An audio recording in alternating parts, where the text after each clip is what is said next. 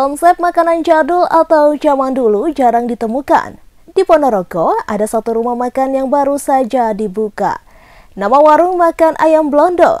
Letaknya di Jalan Gatot Koco, Kelurahan Kepatihan, Kecamatan Kabupaten Ponorogo. Di rumah makan berkonsep jadul itu, ada ruang tamu, ruang keluarga, dapur jadul dengan bahan bakar hanya kayu bakar. Menu andalannya adalah sambal blondo yang dipadukan dengan ayam goreng dan sambal bawang. Perlu diketahui, blondo adalah ampas yang tersisa dari pembuatan minyak kelapa, biasanya dibuat untuk lauk pauk. Blondo dibuat dari rempah-rempah khusus yang kemudian di-blender. Lalu ada santan kelapa tua, setelahnya dijadikan satu untuk membuat sambal blondo memerlukan waktu hingga 6 jam. Sigit, pemilik rumah makan Ayam Blondo pada Jumat 14 Juni 2024 menjelaskan bahwa andalan rumah makannya adalah ayam blondo. Ayam goreng dengan sambal blondo agar lebih pedas, di sebelah sambal blondo dan ayam goreng disajikan sambal bawang.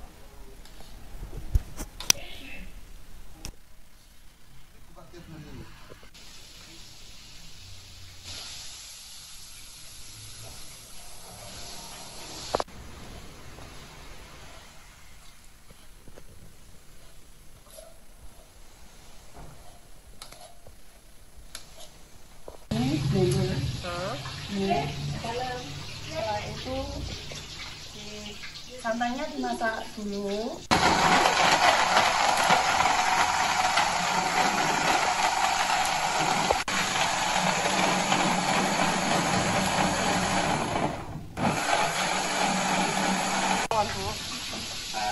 Ini ada laos, bawang putih, sama cabai.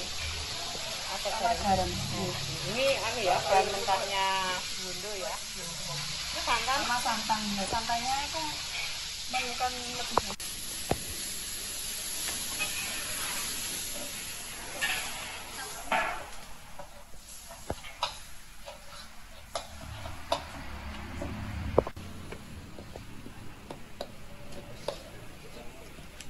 ya, terus jadi ya. Santannya satu besar.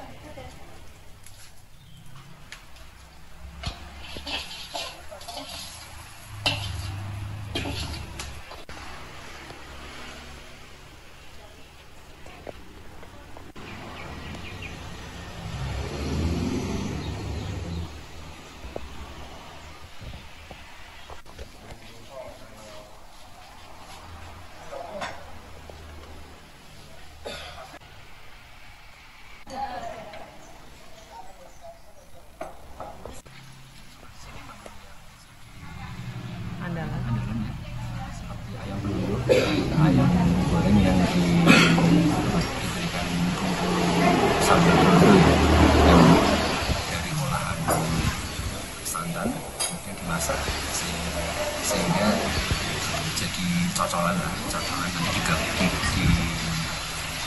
digabung sama sambal bawang masih seperti itu yang jadi kesukaan orang. Kemudian harus ada juga potongan ikan laut yang dimasak dengan santan, itu yang jadi kesenangan orang. Kemudian yang paling disenangi ini apa itu, tumis kembang kates ya kita pepaya itu jadi andalan. Jadi banyak orang yang mungkin menganggapnya pepaya itu pahit, tapi setelah jadi ditumis, bunganya itu ditumis ternyata tidak seperti yang dikatakan. Dua motor milik karyawan udang di Desa Landagan, Kecamatan Kapongan digasak maling. Dalam aksinya, dua pelaku yang menyetroni tempat kos milik Heri Ganesa itu berhasil membawa kabur 2 unit sepeda motor. Namun para pelaku yang tidak sadar jika aksinya telah terekam kamera CCTV. Tak hanya itu, rekaman CCTV aksi pencurian motor di kos-kosan itu telah menyebar luas di media sosial dan juga Instagram. Dua motor yang dicuri maling itu yakni milik Sinta Dwi, warga Desa Sumber Kedawung, Kecamatan Leces, Kabupaten Probolinggo, dan Lulu, warga Jalan Taman Tirta 3, Kelurahan Sumber Taman, Kecamatan Wonoasi, Kabupaten Probolinggo. Kapolsek Kapongan, Ibtu Teguh Santoso membenarkan adanya laporan pencurian sepeda motor di tempat kos-kosan pekerja udang PT Salem itu.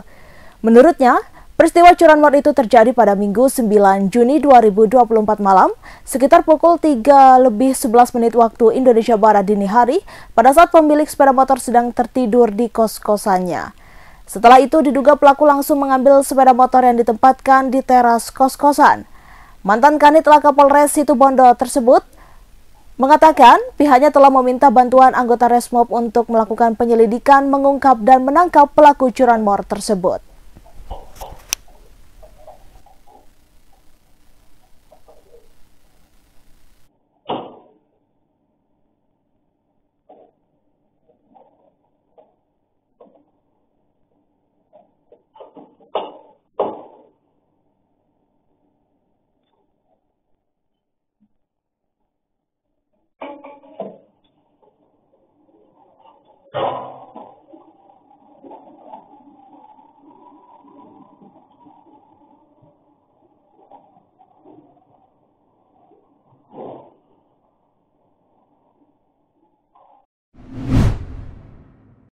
Buaya muara kembali ke daratan di sekitar Sungai Santer, kawasan Dusun Ponjen, Desa Kecamatan Kencong, Jember, Jawa Timur.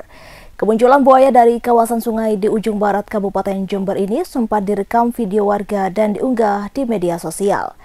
Dalam video yang berdurasi 41 detik tersebut memperlihatkan buaya berwarna hitam kombinasi putih itu naik ke daratan di area dekat Jembatan Pocong Desa Kecamatan Kencong, Jumat dini hari 14 Juni 2024. Polisi telah memasang banner bertuliskan larangan dan kewaspadaan bagi masyarakat agar tidak mendekat di Sungai Santer, Kencong, Jember tersebut. Menurutnya, sekali naik dari aliran sungai ada lebih dari 1 ekor buaya, sehingga siapapun yang menyaksikan itu pasti terkejut dan ketakutan. Menanggapi hal itu, Kapolsek Kencong Ibtu Heru Siswanto mengaku buaya sering muncul di aliran Sungai Santer. Dia mengaku telah memasang poster himbauan. Dia mengatakan kemunculan buaya membuat masyarakat tak tenang, karena dikhawatirkan reptil ini dapat menerkam manusia sewaktu-waktu.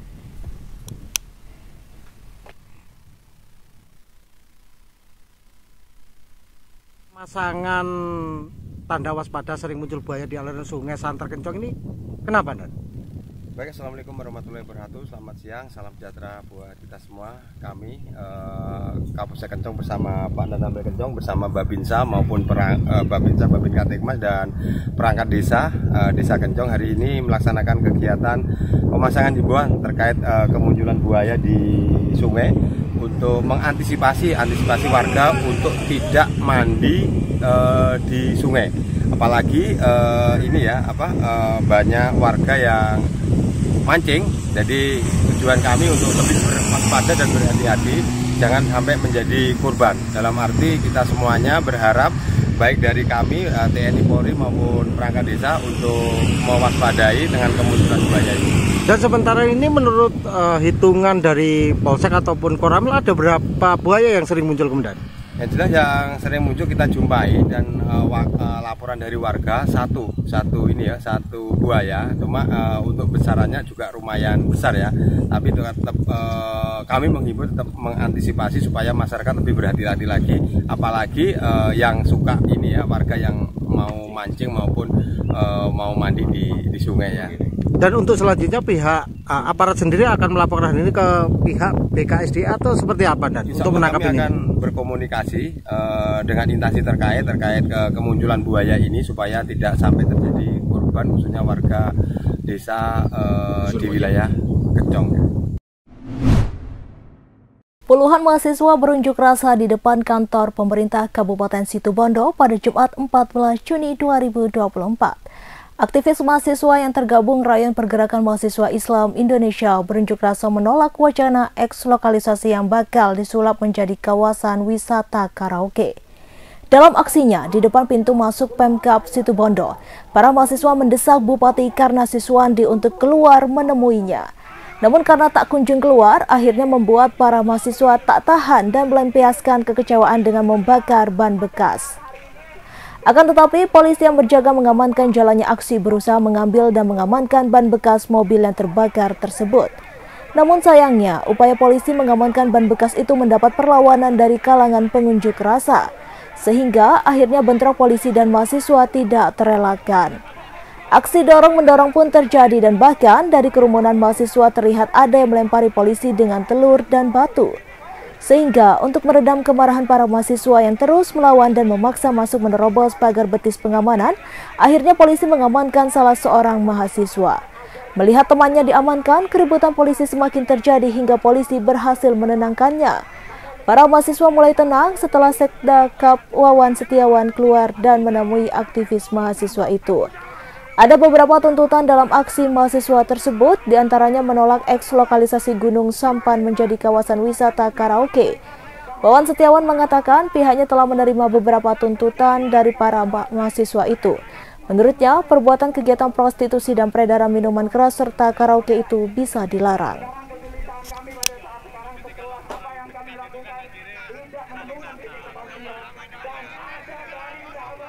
Tanggapan? Ya, ini adik-adik mahasiswa tadi ada beberapa tuntutan dan sudah saya terima ada 5 tuntutan ya. Yang intinya adalah bahwa kegiatan prostitusi, kegiatan peredaran minuman keras dan juga kegiatan karaoke ini bisa dilarang. Nah, tentunya kata dilarang ini adalah kata perbuatan hukum yang tentunya akibatnya pun juga diatur dengan hukum. Nah, tadi sudah saya sampaikan bahwa terkait dengan perizinan itu adalah perizinan yang melalui OSS, di mana sesuai dengan peraturan perundang-undangan ternyata minuman keras dan karaoke itu masuk kategori rendah sedang, menengah rendah. Ya. Nah, tadi saya sampaikan bahwa sebagai wujud komitmen Bapak Bupati dan Ibu Wakil Bupati, kita berkirim surat. Karena pada saat itu ada kunjungan secara langsung dari tim pencegahan KPK untuk melihat kesungguhan komitmen pemerintah daerah dalam rangka untuk pencegahan tindak pidana korupsi. Disampaikanlah kepada tim, minta supaya itu dinaikkan statusnya. Nah, tentunya ini adalah koordinasi di tingkat pusat. Sekretaris Jenderal PDIP Hasto Kristianto yang saat ini menjadi saksi kasus dugaan suap caleg Harun Masiku menjadi sorotan. Sejumlah pihak bahkan meminta Hasto Kristianto mundur dari PDIP karena disibukkan kasus Harun Masiku. Ketua Umum Gema Perjuangan Maharani Nusantara atau GPMN Dedi Palgunadi berharap Hasto mempertimbangkan dampak kasus Harun Masiku yang akan berpengaruh pada fokusnya menghadapi Pilkada serentak 2024.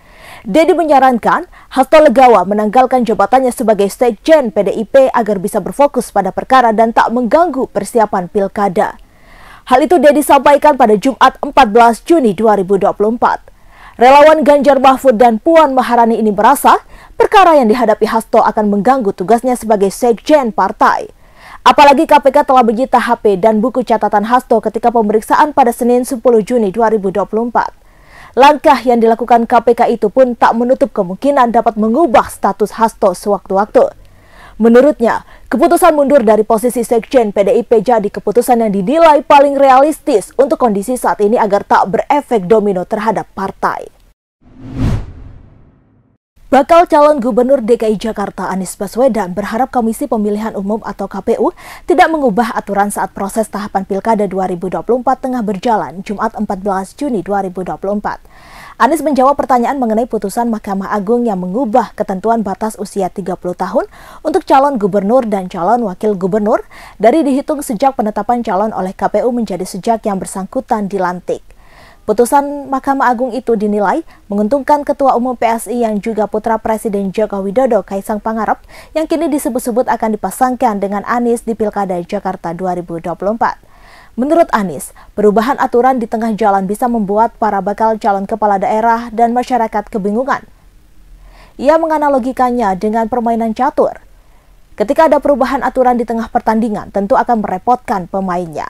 Secara prinsip, peraturan untuk ditaati dan dijalani bukan untuk diubah-ubah. Namun Anies menyerahkan keputusannya kepada KPU.